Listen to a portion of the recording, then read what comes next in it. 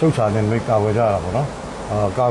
ကာဝယ်တာပဲဖြစ်ဖြစ်တိုက်စစ်ပဲဖြစ်ခံစစ်ပဲဖြစ်ပေါ့ဟိုစစ်ကဖြစ်ပြီဆိုရင်တော့ဘာပဲပြော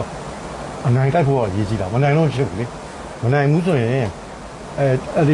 အဲ့နိုင်ငံရဲ့တက်မလို့အတွက်ကလည်းတိတ်ခါကြတယ်ပြည်သူတွေဘက်ကလည်းဘယ်လိုစဉ်းစားမလို့ဟာတို့တက်မလို့ကြီးကတို့ဒီဟိုလာပြပကျူးကျော်စစ်တွေမကာဝယ်နိုင်ဆိုတို့ပြည်သူတွေဘယ်လိုကာဝယ်ပေးနိုင်မလဲဆိုစိတ်တွေဝင်သွားရင်တက်မလို့ပေါ့မှာတို့ပြည်သူတွေကပါထင်သေးသွားနိုင်တယ်အဲ့ပြီးကြတော့အဲ့မောဘာကောင်းပေါ့နော်ပုံရိပ်တွေကြာအဲ့တော့ဟိုတိုက်ပြီဆိုရင်လည်းနိုင်စေချင်ကြတာပေါ့ပြည်သူတွေကလည်းဘယ်သူပဲဖြစ်ဖြစ်ကိုယ်ဆိုလဲကတော့နောက်ဆုံးဟိုခွေးလေးကောင်ကြိုက်ရင်တော့ကိုခွေးကိုနိုင်စေချင်တယ်နောက်ဆုံးဟာလာဘောလုံးတင်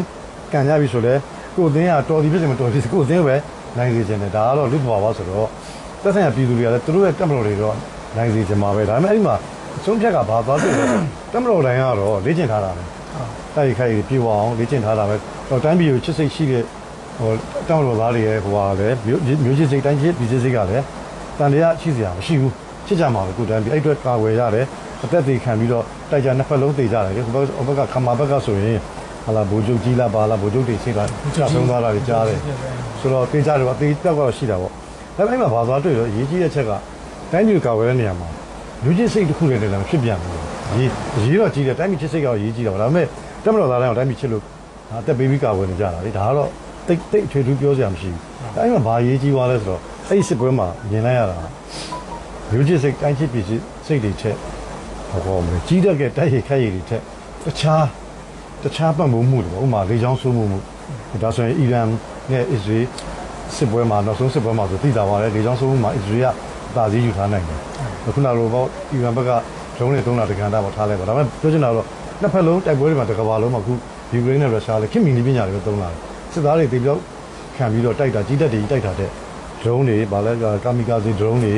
နောက်ပြီးတော့ခုနမစ်ဇိုင်းတွေနောက်ပြီးတော့လေတန်းair strike တွေပဲသုံးရတာများလာတော့အဲ့မှာယူရီးယားဘက်ကတော့ F-16 တွေ Israel သုံးသွားတယ်ပြည်နယ်ဆိုတော့သုံးသွား F-16 တွေပဲ American တို့တကယ်မဟာဗျူဟာမြောက် fighter တွေပေါ့နော် fighter တွေနဲ့ပြင်းတော့ခမာရီတော့ဒီတစ်ခေါက်တော့ထိသွားတယ်ခမာဆိုတော့လည်းတစ်ချိန်လုံးကဟို damage ကြီးဟိုပါပဲเนาะဘာခေါ်မလဲတိုက်ခိုက်ရှိပြီးတော့ဟိုရှေ့တော့ဆမ်းမတော်တော်နာမည်ကြီးရတာဒါပေမဲ့ဒီတစ်ခေါက်ယူရီးယားတွေ့တဲ့ချိန်မှာတော်တော်ထိပါတယ်ဟုတ်တော့ကိုမျိုးစောကြီးလည်းတည်ပြီးသားပဲယူရီးယားမတ်တက်မလို့နဲ့ကြီးတဲ့ချင်းရှင်တော့ဟိုအစင်လာတွေကမတ်တက်မလို့တော့တော်တော်လေးသူတို့တွေအထာတစ်ခုထားတယ်ပေါ့လေနည်းနည်းလေးဖြုံနေပေါ့ကြည့်ပြောရရင်လောင်ဖျားရဲ့အဆက်တွေပေါ့လောင်ဖျားရဲ့ရှိတွေလွှမ်းတယ်နောက်ပိုင်းဒီမြန်မာတက်မလို့ဒီဂျိုကြီးတွေဝင်လက်ထက်ပြီးတော့ဒီဘက်နဝလာနာဖာလက်ထက်တွေမှာလည်းဟို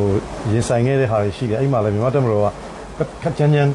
ေပြင်းရတာရှိတော့ခြေလင်းမြန်မာတက်မလို့ခြေလင်းတက်ကတော့တော်တော်လေးလန့်ပါဘူးအခုဖြစ်သွားတဲ့ပြီးတဲ့ပြဿနာမှာတော့ခြေလင်းတက်ကအဆုံးဖြတ်မပေးဘူးခုနပြောတဲ့အလန်ဆိုင်တာတော့နောက်ဆုံးမှာအဲ့ဒီဖျားเจ้าတွေပါတိမ့်လိုက်ပြီးတော့ယူရီးယားလန်ဆက်လိုက်တဲ့အတွက်တော့ဒါကတော့ကြီးတဲ့ကနော်ဒါကတော့နည်းနည်းသိမ့်ပက်မှုမှာတော့ဒါနောက်ဆုံးပေါ့ဒါပေမဲ့လေချောင်းဆုံးမှုတော့လည်းလုပ်ထားနိုင်တယ်အဲ့တော့ဘာသွားတွေ့ရလဲဆိုတော့ဟိုတိုင်းချစ်ပြည်ချစ်စိတ်ရှိုံလည်းမရဘူးခင်မီတက်ပညာတွေနဲ့ပတ်စံချမ်းသာကိုလည်းလုပ်တယ်ဆိုတော့လေမြန်စင်းပနစ်စင်းရှိလဲfree gate စင်းရှိလဲဆိုတာတွေနဲ့လည်းတန်ကားအစင်းရမစင်းဝယ်နိုင်တယ်ဆိုတဲ့ပုံမှာမူတည်ပြီးတော့စစ်ပွဲဆုံးဖြတ်ခြင်းလည်းပြောင်းသွားနိုင်တာဟုတ်စစ်သားတွေချင်းလင်းနေဘယ်လောက်တော်ပေါ့ဆိုတော့ယူရီးယားကတော့အဲ့ဒီတစ်ခေါက်မှာကောင်းကောင်းကြီးဟိုဘက်ကိုကိုဘရာကိုနဲ့အမေရိကန်ဆေးလေးချင်းမှုတွေကြောင့်လည်းပါမယ်လို့ထင်တယ်သူတို့ရဲ့တိုက်ခိုက်ဆွမ်းရည်တွေလည်းကိုရီမထင်တော့ယူရီးယားမြန်မာလာတော့တွေ့ရတယ်အဲ့ဒါနဲ့ပတ်သက်ပြီးတော့တစ်ချိန်လုံးကဟိုဒါအိန္ဒိယနိုင်ငံနဲ့ဖြစ်တဲ့ဟာဟိုဖြစ်ပြီးတော့ကျွန်တော်တို့စီမှာမြန်မာ nation voice ရဲ့ဟိုမှာ comment တွေဖတ်ရတာရှိတယ်ပြိတ္တတော်ကြာပြီပြီးခဲ့တဲ့အစီအစဉ်တွေ program နှစ်ခုလောက်လည်းဒီ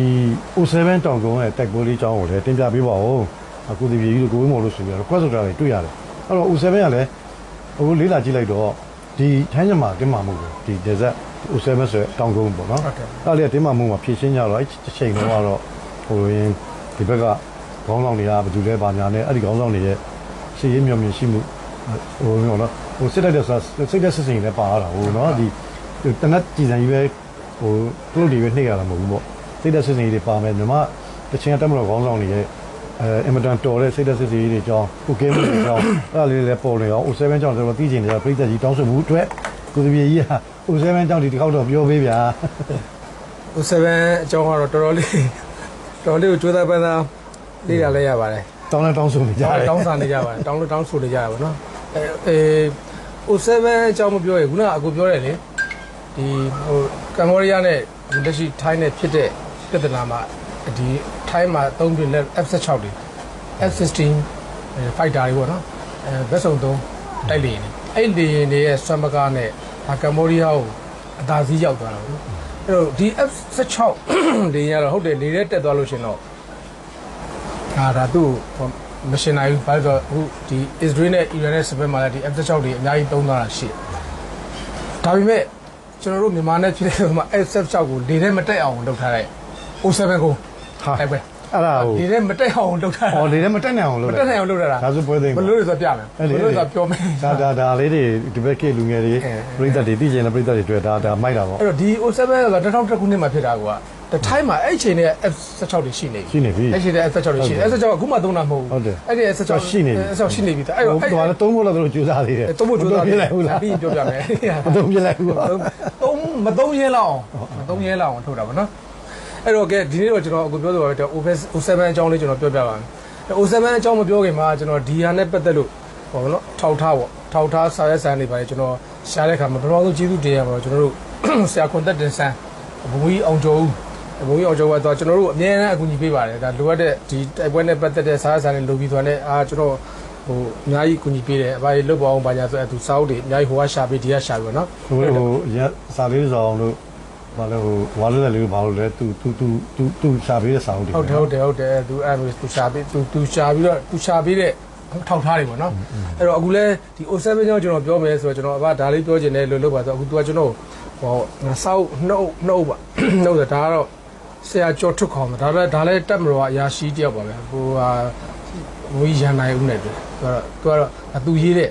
တရေမူတော်နဲ့စစ်ချစ်ဝတ္ထုတို့များဆိုစောက်ဒါဆရာကျော်ထုတ်ခေါ်ရေးတာစစ်အချစ်ဟောအချစ်လေးပါပါတယ်အချစ်ပါအဲ့ထက်မှာပါတယ်တော့ O7 ကြောင့်ရေးထားတဲ့ဒါဝတ္ထုလေးဒါမှဒါO7 သုံးဖို့နောက်ပြားကြီးတွေ့ကောင်းရဲမဲ့တို့တိုက်ပွဲဒါလေးဒီအတူတူပဲတော့ဒီကျော်ထုတ်ကောင်ဆိုတဲ့ကလော်မီကြားဘူးလေဒီလက်ရှိမြန်မာနိုင်ငံစစ်မှုတော်ဟောင်းတင်လက်ရှိဥက္ကဋ္ဌလားမသိဘူးရန်ကုန်တိုင်းရလေဟုတ်လားဟုတ်ပါဘာထုတ်မယ်ကျွန်တော်တို့အဲ့ဒါပြောတာမှားမှာဆိုလို့အဲ့လိုတော့ကြားမယ်တော့ဒီမှာရှိတယ်သူလက်ဆောင်ပေးတာလေရန်နိုင်ဦးဒါလေဦးရန်နိုင်မပြောတတ်ဘူးအဲ့လိုကြားဘူးတယ်ဗောလေဒါပေါ့ဒါအဲ့ဒီကပါတဲ့ထောက်ထားလေးတွေရယ်နောက်တစ်ခါဒါကတော့ကောင်းတယ်ဗျာဒါကတော့နောက်တစ်ခါဒါကျွန်တော်တို့အလုပ်တင်ဟိုကတို့ဘူမီရာရှိဟောင်းကြီးတို့ဟိုမဂ္ဂဇင်းထုတ်လာတာတေဇဘာတိကမဂ္ဂဇင်းနဲ့နာမည်ကတော့ထူးဆန်းတယ်တေဇဘာတိကမဂ္ဂဇင်းအတွဲ1အမှတ်2023ကထုတ်တဲ့ဟိုမဂ္ဂဇင်းပေါ့နော်အဲ့မဂ္ဂဇင်းလိုလဲဒါဆရာခွန်သက်တဆန်ရှာပေးတယ်ဒီထဲမှာလဲတေဇဆိုတော့ဒါဟို ODS